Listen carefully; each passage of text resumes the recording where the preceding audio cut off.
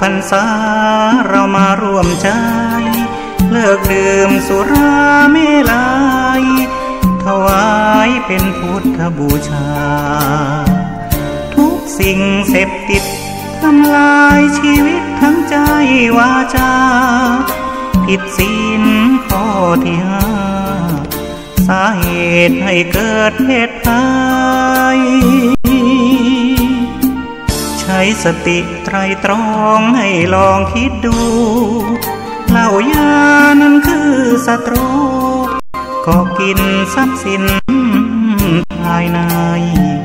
ทำร้ายครอบครัวไร้ความสุขลูกเมียทุกใจเงินทองที่หามาได้สลายไปกับน้ำเมาตั้งจิตอธิษฐานสาบานไว้ว่าวันเข้าพรรษาเลิกราแล้วเล่าเข้าวัดทำบุญกันเถิดพวกเรา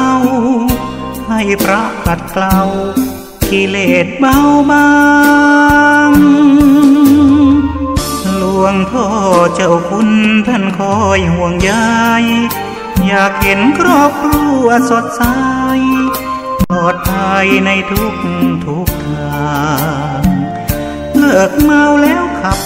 ไม่ถูกจับปรับให้เสียสตางค์อย่าปล่อยตัวเข้าเกี่ยวว่างเสริมสร้างชีวิตครอบครัว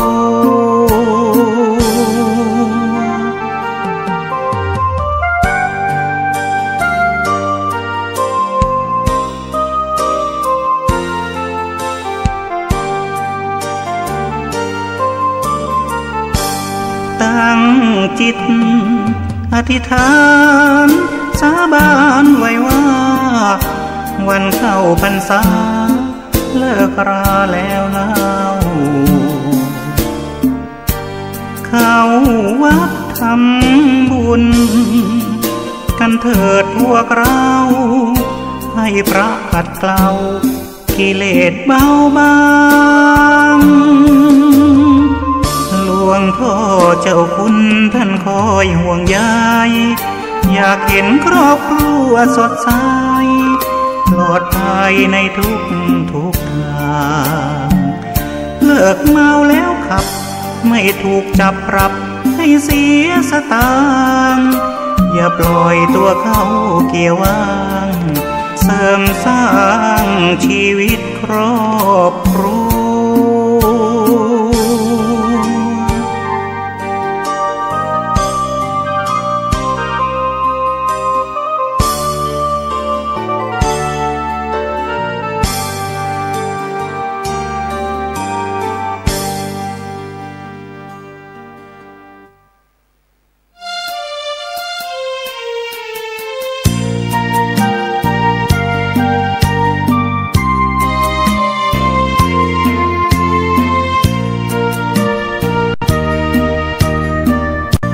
ทุกวันนี้มีความสุขหัวใจไม่โลภโกรธหลงอะไรมีธรรมวินัยใส่ใจเป็นสุขไม่โกรธไม่แค้นไม่เกลียดใครให้ใจเราทุกข์ปล่อยวางร่าเริงสนุกปลดเปลื้องทุกข์ด้วยคุณความดีไม่อิจฉาใครให้ใจมองเศร้าร่ำรวยอย่างไรช่างเขาขอเพียงเราพอเพียงที่มีใหญ่โตแค่ไหนมากเงินทองกองเขาคิรีถ้าหากใครซึ่งความดีไม่มีความหมายอายคนนินทา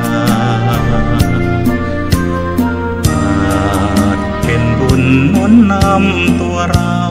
ได้ฟังธรรมะตั้งแต่เช้าขัดเกลาจิตใจเรื่อยมาหลวงพ่อเจ้าคุณพระเทพคือกูลศรัทธา ให้พระมาเทศนาช่วยตอบปัญหาที่ค้างคาใจ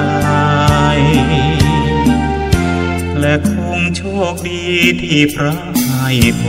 รเชิญร่วมธรรมสัญจรได้พักผ่อนแดนธรรมรำไปสร้างบุญกุศลถวายทานกันตามปัจจัยอิ่มบุญเพิ่มพูนเราให้หน้าตาแจ่มใสจิตใจงดงาม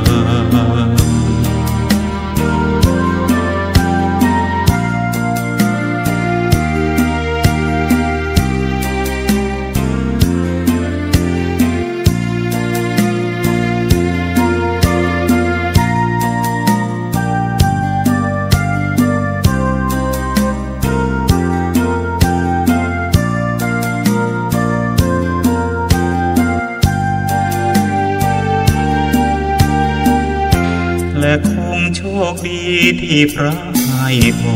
รเชิญร่วมธรรมสัญจรได้พักผ่อนแดนธรรมรำไปสร้างบุญกุศลถวายทานกันตามปัจจัยอิ่มบุญเพิ่มพูนเราให้หน้าตาแจ่มใสจิตใจงดงาม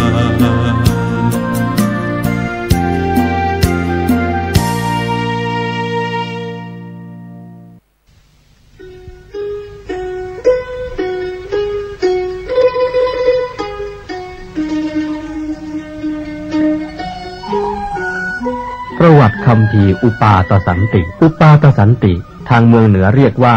มหาสันติงหลวงแปลว่าบทสวดเพื่อสงบเคราะห์กรรมสวดเพื่อสงบเหตุร้ายและสวดเพื่อสงบสิ่งที่กระทบกระเทือน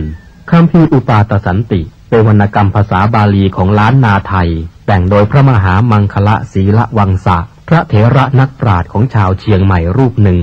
ในสมัยของพระเจ้าสิริธรรมจักรวรรดิลกราชาธิราชหรือพระเจ้าติโลกราชรัชกาลที่11แห่งราชวงศ์มังรายซึ่งครองราชสมบัติตั้งแต่ปีพุทธศักราช 1985 ถึงพุทธศักราช 2030 เป็นพระคาถาล้วนจำนวน 271 คาถาจัดเข้าในหนังสือประเภทเชียงใหม่คันธะคัมภีร์นี้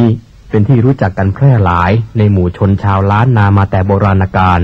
ทั้งพระสงฆ์สามเณรและชาวบ้านพากันสวดและฟังอุปาทสันติเพื่อกลับความร้ายให้กลายเป็นความดีมีคำเล่าว่าสมัยที่ท่านแต่งอุปาทสันตินั้นที่เชียงใหม่มีโจรผู้ร้ายและคนอันธพาลชุกชุมผิดปกติมีเหตุร้ายและสิ่งกระทบกระเทือนอยู่เสมอพระมหาเถระศีละวังสะจึงให้พระสงฆ์สามเณรและประชาชนพากันสวดและฟังอุปาทสันติเพื่อสงบเหตุร้ายทั้งมวลที่เกิดขึ้นในเมืองต่อมาชาวพม่ามีความเลื่อมใสนำคัมภีร์นี้เข้าไปในประเทศพม่าชาวพม่าทั้งพระสงฆ์และประชาชนนับถือพระคัมภีร์อุปาทสันติว่ามีความศักดิ์สิทธิ์มากพากันนิยมท่องนิยมสวดและนิยมฟังกันอย่างกว้างขวางแพร่หลายไปทั่วประเทศพม่าในสมัย500 ปีที่ล่วงแล้วในงานพิธีสืบชะตางานขึ้นบ้านใหม่เป็นต้นอุปาทสันติคาถานั้นมีเนื้อความเป็นไปเพื่อยังความสงบอันยิ่งใหญ่ให้เกิดขึ้นเพื่อสงบเหตุร้ายทั้งปวงเพื่อป้องกันอมนุษย์และยักษ์ทั้งหลายเป็นคาถาที่ช่วยให้พ้นจากความตายก่อนกำหนดเวลาเป็นคาถาที่เป็นเครื่องย่ำยีกำลังของข้าศึกสามารถจำเริญชัยชนะแก่พระราชาและนำสิ่งที่ไม่น่าปรารถนาทั้งปวงให้หมดไปอุปาทสันติคาถาเป็นบทสวดอย่างพิสดารท่านจึงกล่าวพระนามของพระพุทธเจ้าพระธรรมและพระอริยสงฆ์ไว้อย่างครบถ้วนทั้งที่มีมาในอดีตในปัจจุบันและจักมีมาในอนาคตรวมตลอดไปจนถึงท่านที่ทรงคุณทรงอำนาจทรงฤทธิ์ในทางที่ดีอื่นๆเช่นเทวดาอินทร์พรหมยักษ์นาคกลทันครุฑและอสูรเป็นต้นเพื่อขอความเป็นมงคลความสงบความสวัสดีความไม่มีโรคชัยชนะและอายุรวมทั้งขอให้ท่านคุ้มครองให้พ้นจากเหตุเพศภัยนานับประการอันจะบังเกิดขึ้นในการทุกเมื่อคัมภีร์อุปาทสันติเป็นคัมภีร์ของไทยแต่ต้นฉบับได้จากเมืองไทยไปอยู่เมืองพม่าเสียนาน จนแทบกล่าวได้ว่าคนไทยสมัยหลังๆนี้ไม่มีใครรู้จักไม่เคยได้ยินแม้แต่ชื่อคัมภีร์นี้แต่บัดนี้เป็นที่โสมนัสยินดียิ่งที่เจ้าคุณธรรมคุณาภรณ์นามเดิมเช้าทีตะปัญโยปรริยนธรรม9ประโยควัดมหาโพธารามปากน้ำโพจังหวัดนครสวรรค์ท่านได้ชำระคัมภีร์นี้เป็นภาษาบาลีอักษรไทยเพื่อความสะดวกแก่ผู้อ่านที่ไม่สันทัดภาษาบาลีโดยได้ต้นฉบับภาษาบาลีอักษรพม่าจากท่านพระอาจารย์พัฒทันตะธรรมานันทะมหาเถระอัครมหาบัณฑิตแห่งวัดท่ามะโอจังหวัดลำปางต่อมาเจ้าคุณพระราชยานปรีชาเจ้าคณะเขตดุสิตและคณะสงฆ์วัดราชภาติการามกรุงเทพมหานครได้นำบทสวดอุปาทสันติคาถาสวดถวายแด่พระบาทสมเด็จพระเจ้าอยู่หัวภูมิพลอดุลยเดชมหาราชเนื่องในวโรกาสฉลองกาญจนาภิเษกเป็นครั้งแรกเมื่อวันที่25มกราคมพุทธศักราช2539ซึ่งตรงกับวันกองทัพไทยณเสนาสนะป่าสิริวัฒนวิสุทธิ์อำเภอท่าตะโกจังหวัดนครสวรรค์จึงขอเชิญชวนพุทธศาสนิกชนคนไทยทุกท่านได้ร่วมกันสวดพระคาถานี้ถวายเป็นราชสักการะบูชาแด่พระบาทสมเด็จพระเจ้าอยู่หัวในวโรกาสอันเป็นมหามงคลครั้งนี้และเพื่อยังความสุขสงบอันยิ่งใหญ่ให้แก่แผ่นดินเพื่อความสงบระงับจากภัยพิบัติทั้งปวงและเพื่อความเป็นสิริมงคลแก่ตนเองครอบครัวหมู่คณะชาวไทยและชาวโลกทั้งมวลสรัจฉังสะเสนังสะพันธุงนรินทางปริตตานุภาโวสทารักขตุติภริตวานเมตตังสเมตตาปทานตาอวิคิตจิตตาปริตตังพนันตุสักเขกาเมจรูเปคิริสิขารตเตจันตลิเควิมา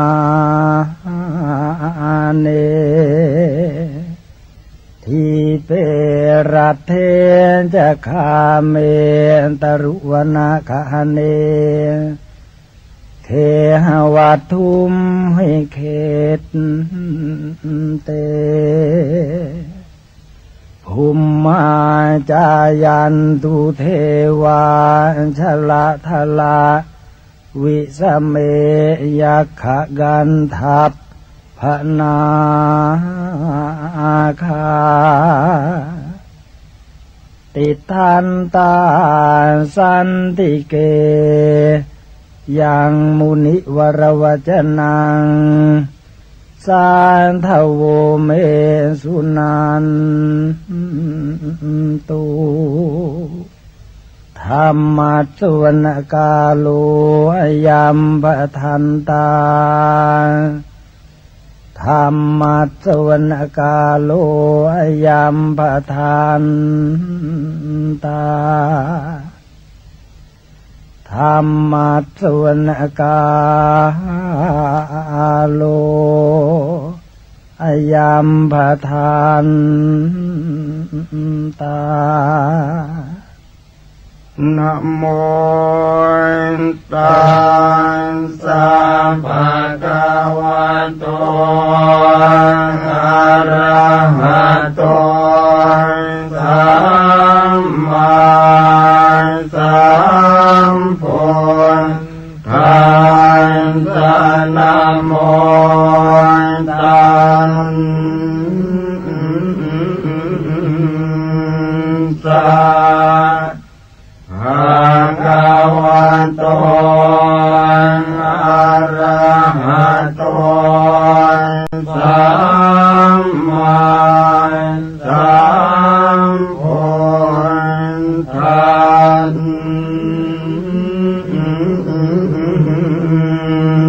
สะ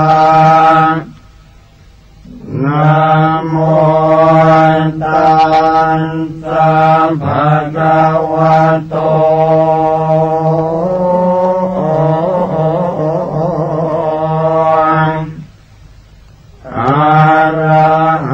โต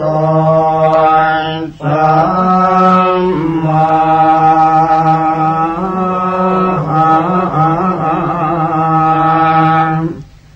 สัมพุทธัส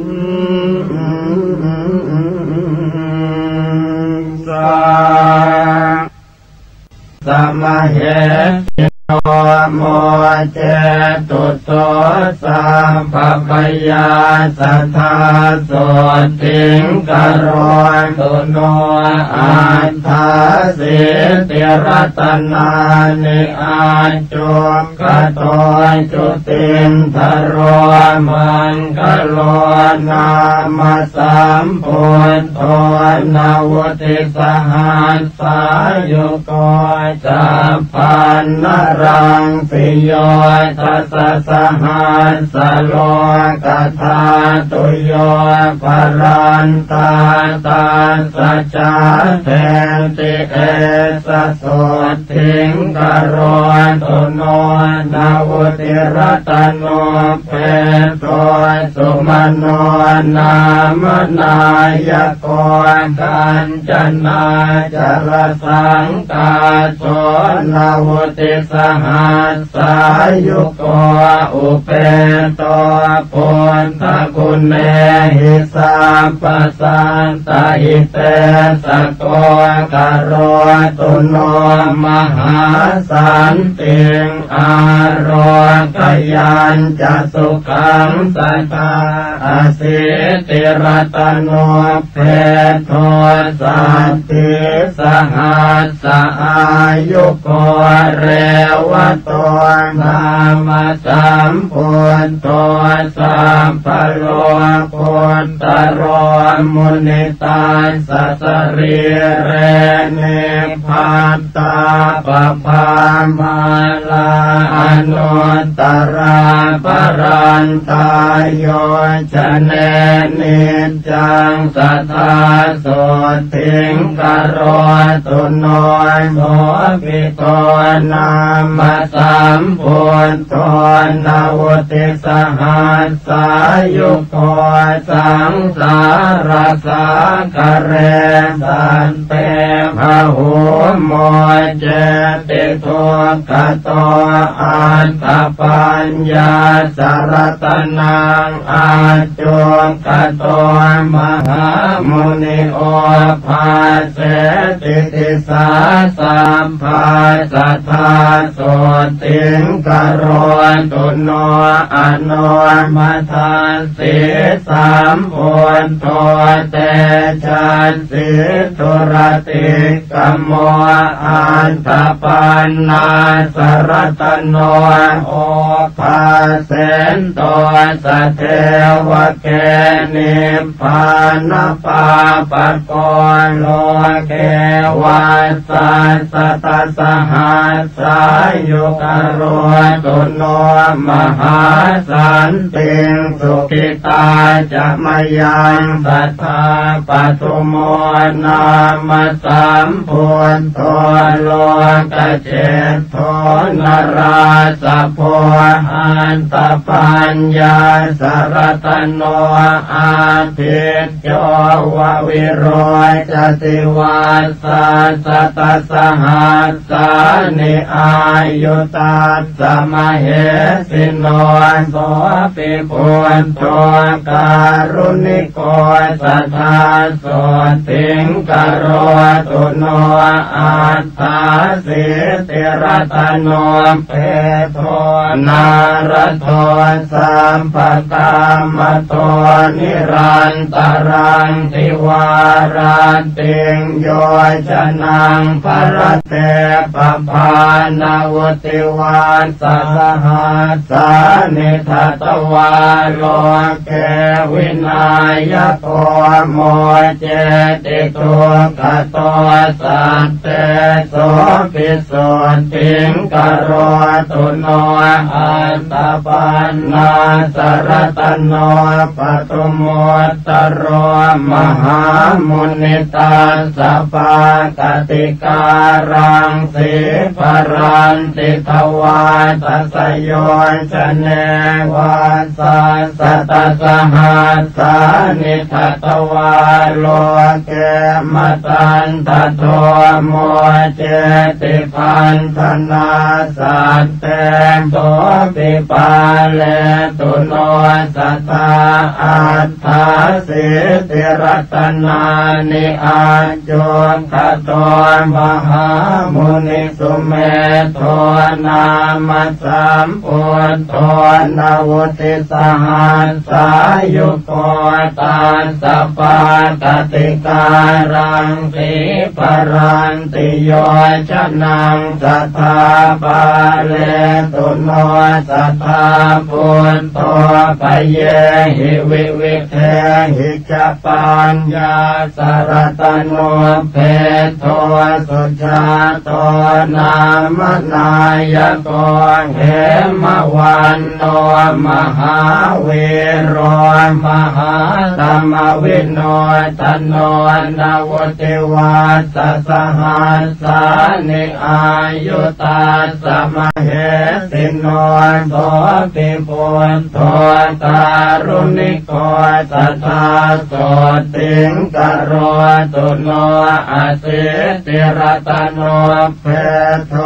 ปิยทัสเตตวานวิปัสสนังสังกรจิโตมหาเถโรมหาสันติงกโรตุโนอรัญญวาสาภิรโตภวเนติสมุหโตธัมมานังปารมิปัตโตอุตตโรปาตุโนพยาปุเปปุญญานิกัตวานะปุปโยคังสมารปิอุตโพ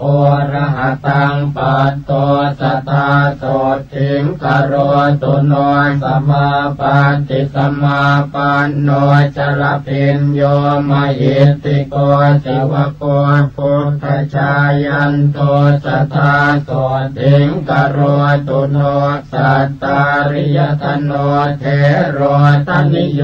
ธัมมสาคโรวันตสังสารคมโนสัทธาโส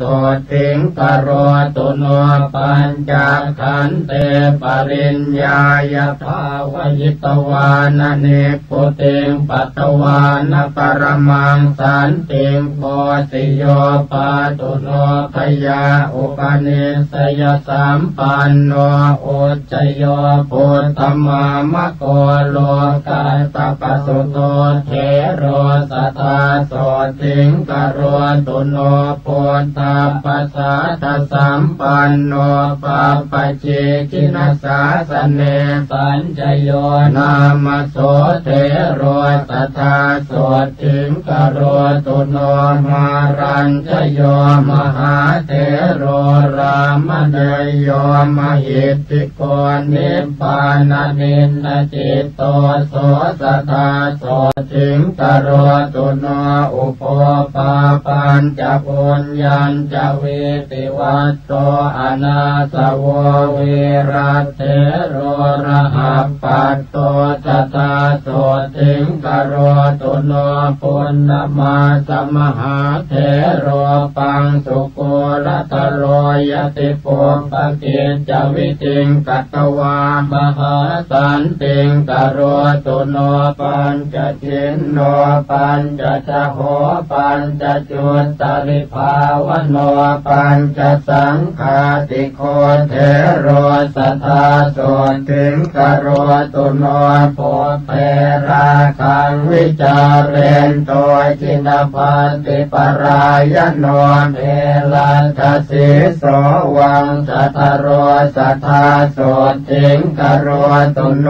ปัญโยปันนานิอภัยโยนิการตินาติชีวิเตอจ จิโตโสมหาเถโรมหาสันติงกโรตุโนวิวัตเนสเยปุญเยกัตวาสัมพุทธปฏิมากุลเถโรระหัปปัตโตมหาสันติงกโรตุโนวิปัสสิธรรมทายาโทเถโรนิโครธนามโกนิปานากรรมสันติโทสัทธาสันติงกโรตุโนติโสวิจจาอนุปัตโตสุขันโทนามโสระหาสัพพปะปะปริขีโนสัทธาโสติงกโรตุโนนันติโยสัทธาสัมปันโนจิตกะเลโสมหาเถโรอภิญญาปารมิปัตโตสัทธาโสติงกโรตุโนกิเลสาชาปิตาเยนะจิตธรรมรเตนะโสธรรมาระปุตตวิมโรสัทธาโสติงกโรตุโนเทวโรกัมมโนเสสุอนุพุทธวาวิโพติโยติสัทเทโรมหาปุตโตมหาสันติงกโรตุโนสุวิมุตโตมหานาโคติหิวังเกหิมุตตะโกสุมังกโรมหาเถโรมหาสันติงกโรตุโนนิราคโรนิราสาโสมลคีระวิโสทโนวิเวกาปิรโตโคโตสัทธาโสติงกโรตุโนปวิเวกมโนปัตโตกิริมานันทนามโกภาเวนโตกุสเลธรรมเมสัทธาโสติงกโรตุโนพุทธศาสนามารัตโตสมิติภาวนารัตโตสมิติคุณสัมปันโนสัทธาโสติงกโรตุโนอาราจิตจิโนสันโตโชติเถโรมหาระหาวิมุตโตสัพพสังสาราสัทธาโสติงกโรตุโนเสนาสนานิปันตานิเสวันโตชานมาระปิชรพิญโยมหาจุนโทสัทธาโสติงกโรตุโนชันนาเถโรสหชาโตสุนันโตจินสาสนังโยกะเขมมโนปัตโตสัทธาโสติงกโรตุโนเมขิโยปุตโตปัฏฐาโกจินปฏิปรายโนมิจฉาวิตากุปัจเจโตสัทธาโสติงกโรตุโนอุปวานโนมหาเถโรมหากายโยมหาระหามหิติโกมหาเตโชสัทธาโสติงกโรตุโนสังเกตโยโจรธรรมโนสัพพสังโยชนะขโย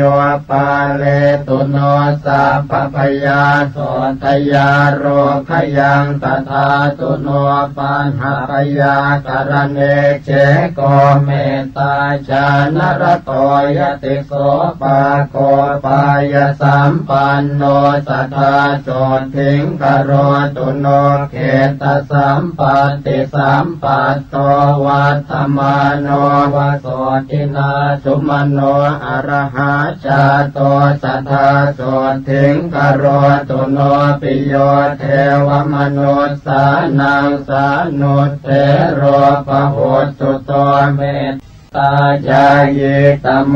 คาติสัทธาโสติงกโรตุโนโยจะปุเพกตังปาปังกุสเลนะปิติยติอังคุลิมาโลโสเทโรสัทธาโสติงกโรตุโนวิปัสสนาตุราเยปิเถราสมัทยานิกาขีนาสวามหาเตชะมหาตม วิโนทนาชานิกาชานิกาเยปิธรรมาภิสมยาทโยสัพเพโสถิงสัทธาเทนตุชยมาโรคยมายุโน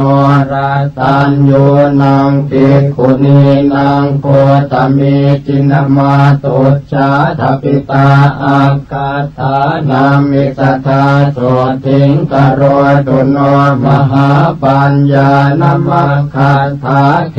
มาเทริติปาตตาสาวิกาปุตตเศรษฐาสัทธาโสถิงกโรตุโนเทริอุปรวันนาจะอิทธิมันเตนะโมตตมาสาวิกาปุตตเศรษฐาสัทธาโสถิงกโรตุโนวินัยทรีนังอัคคาปตาจาราติเวสุตาทปิตาอาคาธานามิสัทธาโสถิงกโรตุโนธรรมักติกปวราธรรมทินนาตินามิกาทปิตาอาคาธานามิสัทธาโสถิงกโรตุโนชายิกานังภิกขุนีนังนันทาเถริตินาเมสาอาคาธาเนติตาอาหุจธาโสถิงกโรตุโนอาราทเวริยานังอาคาโส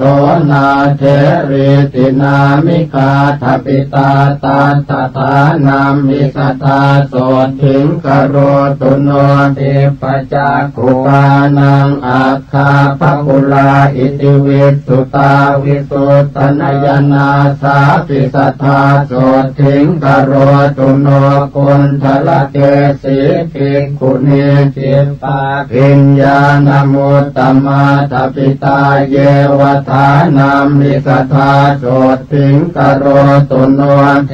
รีภัตตกาปิลานิปุปปชาติมนุสสริตาสังเยวภิกขุนีนังอาคาโสถิงกโรตุโนเทรีตุปัตตกัจจานามหาปิญญาณมุตตมาจิเนนะสุขทุกขังสาสตาโสถิงกโรตุโนโลกจิวรธารีนังอาคากิสาปิโคตเมทปิตาอาคาธานามิสัทธาโสถิงกโรตุโนสิงคาลมาตาภิกขุนีสัตตาติมุตตานมุตตมากโรตุโนมหาสันติงอาโรกยัญจะสุขังสัทธาอัญญาภิกขุนิโยสัพพานานาคุณตราภะโหปาเลนตุโนสัพพ